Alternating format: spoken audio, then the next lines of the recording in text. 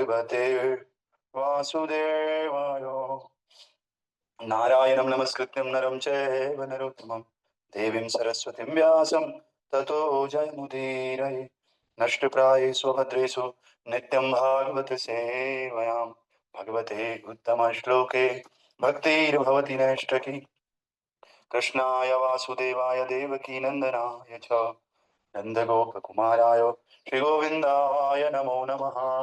मूकं करोति वाचालं पङ्गुं लङ्घायते गिरिं यत्कृपां तमहं वन्दे श्रीगुरो दीनतारिणं श्रीपरमानन्दमाधवं श्रीकृष्णचैतन्य ईश्वरं गुरुवे गौरचन्द्राय राधिकाय तदालये कृष्णाय कृष्णभक्ताय तद्भक्ताय नमो नमः। नमः ॐ विष्णुपादाय कृष्णपृष्ठाय भूतले श्रीमते भक्तिवेदांत गोस्वामिने नामिने नमस्ते सारस्वते देवे गौरवाणी प्रचारिणे निर्विशेष शून्यवादी पाश्चात्य देशतारिणे। जय श्री कृष्ण चैतन्य प्रभु नित्यानंद श्री अद्वैत गदाधर शिवासादि गौर भक्तवृंदा। हरे कृष्णा कृष्णा कृष्णा हरे हरे हरे राम राम राम हरे हरे। हरे कृष्णा कृष्णा कृष्णा हरे हरे हरे राम राम राम हरे हरे। गुरुवे गौरचंद्राय राधिकाय तदालये कृष्णाय कृष्ण भक्ताय तद्भक्ताय नमो नमः। नमः ओम विष्णुपादाय कृष्ण पृष्ठाय भूतले श्रीमते भक्तिवेदांत स्वामिने इति नामिने। नमो पंकजनाभाय नमो पंकजमालिने नमो पंकजनेत्राय नमस्ते पंकजांग्रये। ग्रंथराज श्रीमद्भागवत महापुराण की जय। श्रील प्रभुपाद की जय। अनंत कोटि वैष्णव वृंद की जय। नामाचार्य श्रील हरिदास ठाकुर की जय। राधा कृष्ण गोप गोपीनाथ श्याम कुंड राधा कुंड गिरी गोवर्धन की गंगा यमुना माई की जय। श्री धाम वृंदावन धाम की जय। श्री श्री जगन्नाथ बलदेव सुभद्रा चक्र सुदर्शन की जय। श्री गौर निताई पंचतत्व की जय। श्री मायापुर धाम की नृसिंहदेव प्रहलाद महाराज की श्रील प्रभुपाद की निताई गौर हरि प्रेमानंदे हरि हरि बोल। तो आप सबका स्वागत श्रीमद् भागवतम की कक्षा में। हम लोग श्रीमद् भागवत महापुराण का पहला स्कंद पढ़ रहे, दूसरा स्कंद पढ़ रहे हैं और इसमें अध्याय संख्या 5 जिसका नाम है समस्त कारणों के कारण और श्लोक संख्या इसमें है 40 और 41। तो इस प्रकार से है। तत्कट्याम चातलम क्लप्तम उरोभ्याम वितलम विभो जानुभ्याम सुतलम शुद्धम जंगाभ्याम तु तलातलम महातलम तु गुल्फाभ्याम प्रपद्दाभ्याम रसातलम पातालम पादतलत इति लोकमय पुमान्। तत्कट्याम चातलम क्लिप्तम उरोभ्याम वितलम विभो जानुभ्याम सुतलम शुद्धम जंगाभ्याम तु तलातलम महातलम तु गुल्फाभ्याम प्रपद्दाभ्याम रसातलम पातालम पातलत इति लोकमय परम पुमान्। हरे कृष्ण। हरे कृष्ण प्रभु जी। तत्कट्याञ्चातलं क्लिप्तं मुरुभयं वितलं विभो जानुभयं सुतलं शुद्धं जङ्घाभ्यं तुतलातलं महातलं तु गुल्फाभ्यं प्रपदाभयं रसातलं पातालं पादतलत् इति लोकमया पुमा। हरे कृष्ण प्रभु जी। हरे कृष्ण। प्रभु जी। तत्कटयां चातलं कलुप्त मुरुभ्यां वितलं विभो जानुभ्यां सुतलं शुद्धं जङ्घाभ्यां तु तलातलं महातलं तु गुल्फाभ्यां प्रबद्धाभ्यां रसातलं पातालं पादतलं तलत् इति लोकमयं पुमान्। हरे कृष्ण प्रभु जी। तो कल हमने देखा कि भगवान का विराट रूप का वक्षस्थल से लेकर गर्दन तक का जो प्रदेश है वो जनलोक और तपलोक है और सबसे ऊंचा लोक वो सत्यलोक है और जो कि इस विराट सिर के विराट रूप के सिर पर स्थित है। लेकिन कह रहे हैं इससे भी ऊपर आध्यात्मिक लोक।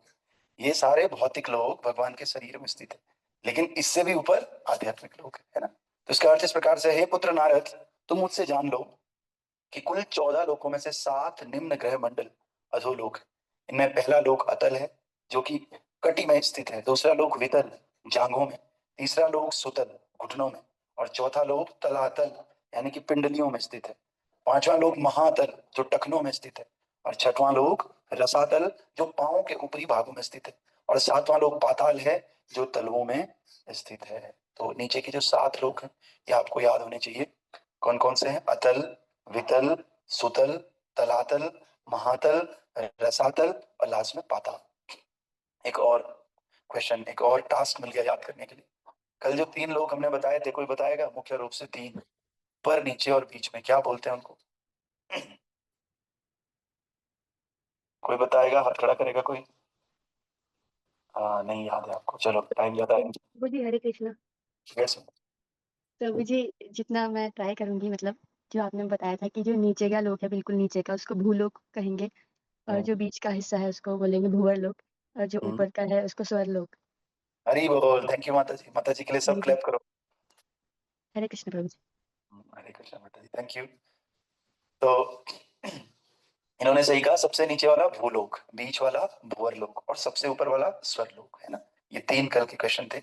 आज का जो क्वेश्चन है वो मैं कल पूछूंगा। कौन कौन से हैं?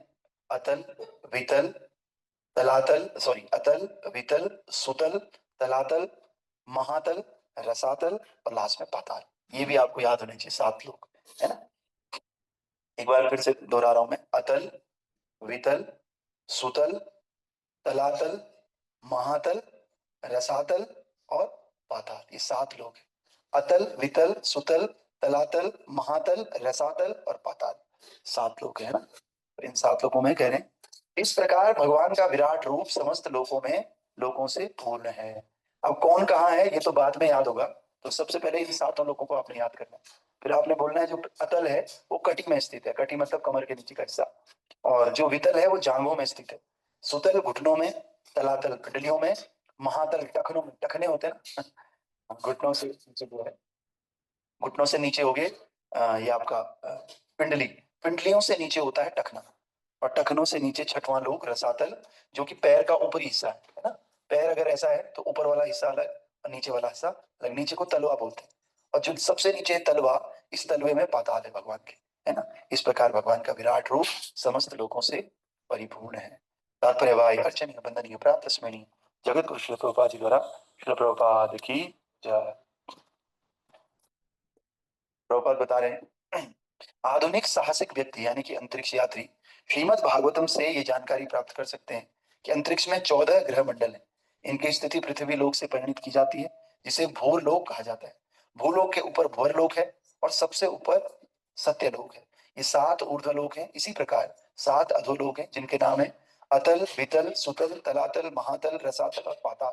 ये सभी लोग संपूर्ण ब्रह्मांड में बिखरे हुए हैं, और इस ब्रह्मांड का क्षेत्रफल 200 करोड़ गुना 200 करोड़ वर्ग मील है। बाप रे, 200 करोड़, इतना वर्ग मील है ना। तो आधुनिक अंतरिक्ष यात्री पृथ्वी से कुछ हजार मील दूरी तक ही यात्रा कर सकते हैं। अतएव आकाश में यात्रा करने का उनका प्रयास विस्तीर्ण सागर के तट पर बच्चे के खिलवाड़ जैसा, जैसे बच्चा सोचता है ना मैं समुद्र को क्रॉस कर जाऊंगा, और समुद्र के तट पर जाता है तो बच्चा कितना आगे जा पाएगा, आप समझिए इस बात को, समुद्र में, है ना। इसी प्रकार से जो ये हमारे स्पेस जो रिसर्च करते हैं, तो स्पेसमैन होते हैं, ये लोग उसी प्रकार से कुछ दूरी तक ही जा पाते हैं पृथ्वी से। और चंद्रमा ऊर्ध्व लोकों के तीसरे स्तर पर स्थित है, और भागवतम के 5वें स्कंद से हम अपार भौतिक आकाश में बिखरे विभिन्न ग्रहों की दूरी जान सकते हैं। हमें जिस ब्रह्मांड में रखा गया है ऐसे असंख्य ब्रह्मांड है, और ये सभी भौतिक ब्रह्मांड उस आध्यात्मिक आकाश के एक नगण्य अंश को ही आच्छादित करते हैं, जिसे यहाँ सनातन ब्रह्मलोक कहा गया है। देखो, पहले तो असंख्य ब्रह्मांड, और ये असंख्य ब्रह्मांड भी क्या है, भगवान का जो आध्यात्मिक लोक है उसका छोटा सा एक अंश है। तो आप कल्पना कीजिए भगवान का आध्यात्मिक लोक कितना बड़ा होगा, है ना।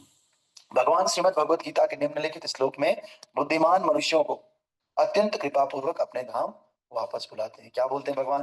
आ ब्रह्म भुवना लोका पुनरावर्तिनोर्जुन मामुपेत्य तु कौन्तेय पुनर्जन्म न विद्यते।